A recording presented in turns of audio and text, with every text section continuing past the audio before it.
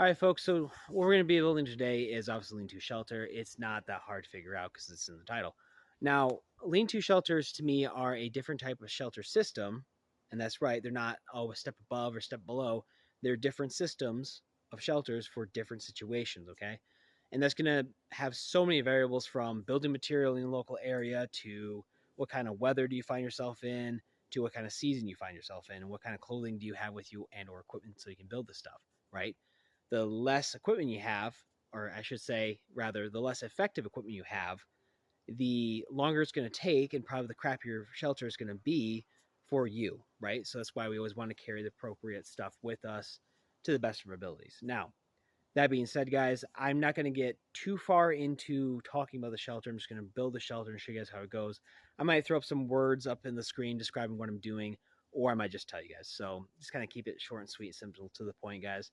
And we're going to go on with the build. So stick around. All right, folks. So when we're out here wandering away from our campsite, obviously going to have some kind of orange flag or something like that. We're not going to lose sight of where our actual main campsite is, right? So we're out here looking for material. What I do when I'm looking for trees to either cut down and use for my, I guess, lean-to, I guess, in the situation, building materials, I'll call it that.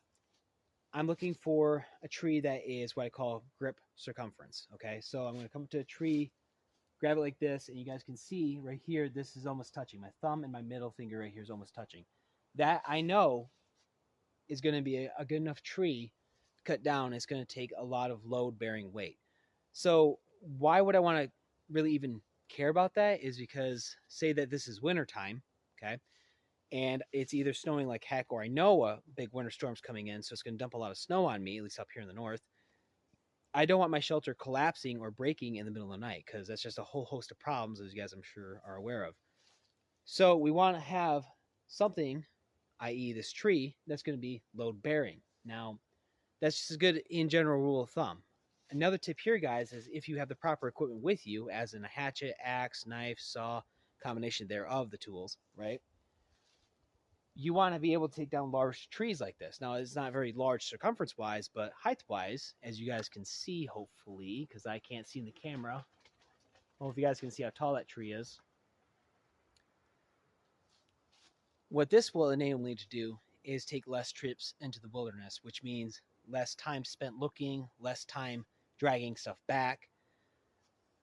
I dare say less weight as well, because if I grab, say, I shouldn't say two, but say like 4 to 6 of these trees, that's probably plenty and probably more than I need for my shelter and its build. Now, again, the rest can just be used for firewood, but either way, the less number of trees I have to cut down, less time, less energy, less hydration blown through, and I can sit there and just take this back to camp and build my shelter in way less time than it is cutting down a bunch of little trees and bringing it back, right?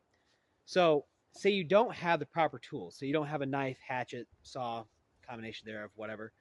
You're kind of stuck looking for dead standing trees. Now, you got to be careful when you do this. So, you want to walk up, say, this dead standing tree here. And I want to show you guys. Hopefully, I can get the top of the tree in the frame. Where's it at? About right there. You want to come up here. You want to watch it when you do this. Okay, shake it a little bit at first, and then shake it vigorously to make sure nothing big's going to fall down. And obviously, you got to be very, very careful when you do that. Why I say do that first is because you don't want to come over and go, oh, cool, grab it, it's not coming out, and you're shaking it, and the big branch comes on and smacks you on the head. Could kill you. Not good. But again, come and do the same test. Okay, passes the test. I can touch this. It's not crossing over too far or anything like that. But the thumb middle finger test passes. Okay, load bearing.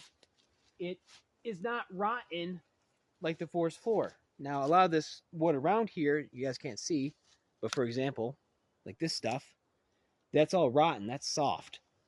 Can't use that for shelter building. It's just gonna fall apart. It's not low bearing at all. So find something like this. You can push it down. You can kind of wriggle it loose and it'll break or whatever.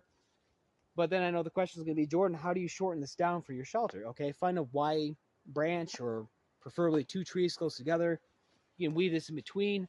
Do not pull back, because if you're pulling back and that snaps, you can land on your back. You can hurt yourself by landing on something, whatever the case may be. You might even break a bone. Who knows, right? Crazy things happen. If you go forward, though, and obviously be careful either way, if you go forward, you have a higher likelihood of catching yourself on your feet. right? You can brace yourself going forward more so than going back. So, I mean, that's kind of how I find building material for my shelter. And let's get back to building. All right, guys. So the technique we just talked about, pushing the tree to break it to length. I'm going to show you guys how to do that real quick. It's obviously not rocket science. But we have a nice fork in between here. Take the dead tree, because I'm kind of a stickler about not cutting down live trees unnecessarily. And you're going to want to size this up on this end here to be a little bit past your height. Say by a good 6-10 inches, something like that. Give you a little wiggle room. So I kind of have to guesstimate having it stand up like this. Obviously, you can lay it down on the ground. You can mark it with a rock or something like that. Score the trunk of it, obviously. You know what you're doing.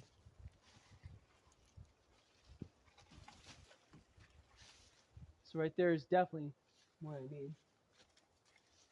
Get on this side, the thinner side, because it's going to break off easier. Use your body weight.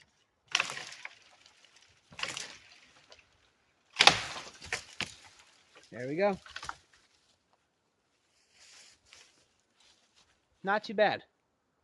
Easy peasy, lemon squeezy. And I caught myself. I didn't hurt myself. We're all good to go.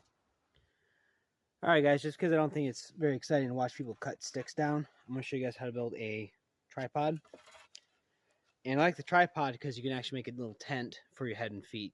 Now, in order to make the tripod, you obviously need some cordage. You can always use like natural, say, balsam fir roots and whatnot, but man-made cordage is just a lot easier and obviously more readily available. So, what we want to do is actually start with a timber hitch. So, a timber hitch is basically taking your cordage, wrapping it under 3 or more times. I like to do about 4 personally. Leave a little tail out here. Then you're going to wrap it about 3 times. Okay, so there's 3. I'm behind here right now, behind the middle pole. It doesn't have to be exactly here, but somewhere around here. And what you want to do is make 3 fraps or thereabouts. So what I do is come out here, work one by between there. So there's 1 for this side, 2. Might not have enough for 3 cordage wise. So there's 3. I'm going to go ahead and go right through here. If you have enough, you can go around back and just kind of repeat the process. But just because I'm worried about how much cordage I have. So 1, might get 2 on this side, which is fine, guys. This is not all going to be textbook perfect and whatever. You know, who cares? So we got that. Now just secure it with, say, a square knot, if you will. I probably just tied this wrong, but whatever. Okay. Just a simple little square knot. Kind of keep it together. And bam. Look at that. You got yourself. It's going to take a little bit to play with. Got yourself. You can get this thing to work. A tripod. There. Looks better. Easy peasy. Right to the point. All right. So obviously we got our 2 tripods put up. Take our ridge pole. Kind of flop it where it's most secure. Okay. Doing pretty good. Now, what I like about tripods the most is not only are they self-standing, but I like to be able to use them. Bipods would work too for this too, just not as stable. I like to be able to at least sit up in my shelter, if not kneel down, but this is okay as well, right here. Pretty good height. That way, if it's raining or snowing or whatever, I can sit there and I can do what I need to do, because you guys have these ridge poles, or excuse me, ribs come out and create like a little roof for you. And I kind of aim for where these outer legs are pointing at. That's kind of where I aim for the roof to kind of cut off at. So, along with that, why I like the tripod is because when you lay down, you can surround this with pine boughs, and I'll do this for you guys to see it. you have pine boughs down here, along the sides down here, but this is what this is going to do is actually have a space for your head and also your feet. So this kind of like a tripod's best. So now I'm going to get the ribs on, guys, and kind of go from there. Okey-dokey.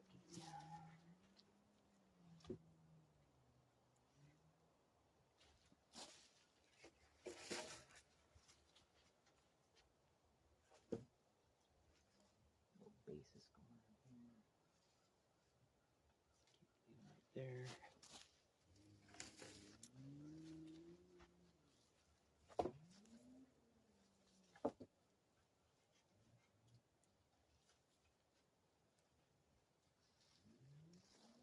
Right there too. All right. So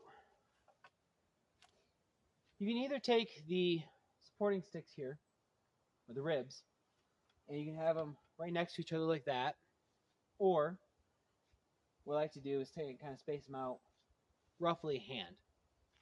So right now, well, hopefully I can see it right here. So that's kind of how I like to space them out there as well. Personally, because it's not going to, well, it might rain today. I actually look in the sky now. But kind of leave it like that, and we'll gather poles and slowly put this all together. But I got a bunch I already pre-cut. And I want to just kind of use these right now, and then I'll go grab more when I need them. Now, granted, I'm not really paying attention to the wind in the situation, because like I said, most storms weather comes out of the west, northwest. Right now, the shelter is facing a southwesterly direction. But again, demonstration purposes, it's fine.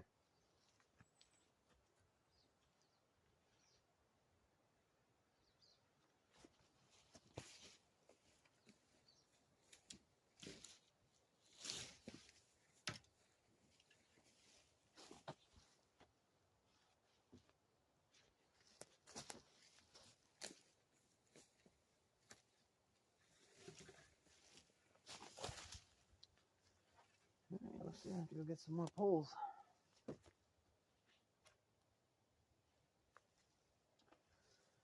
All right, gotta grab some more poles, guys.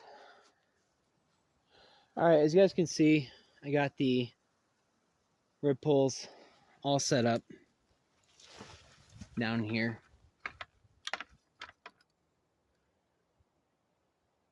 So now we have to collect the pine boughs, which is going to take a little bit of time.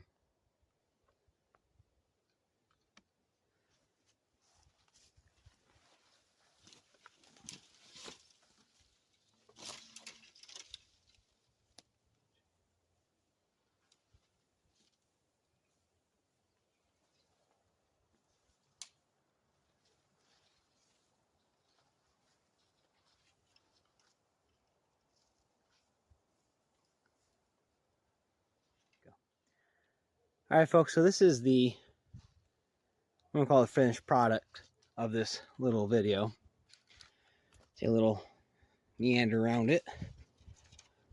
You guys can see what I did here. A little show and tell. And I'll explain why I did what I did in a moment.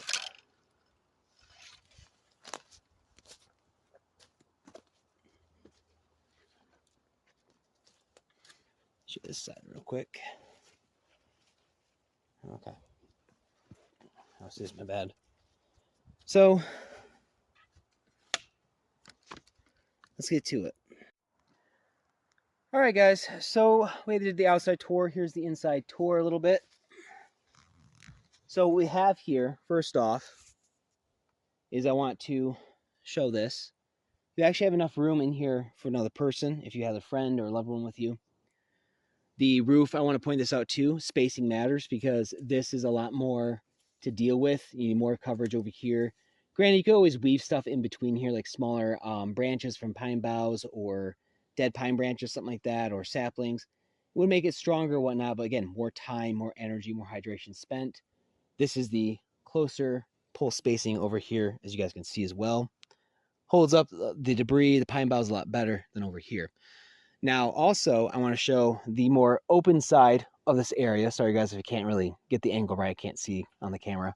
But that's more open. So if it is warmer weather out, you want to take advantage of a convective breeze, that's kind of how big of an area you have there.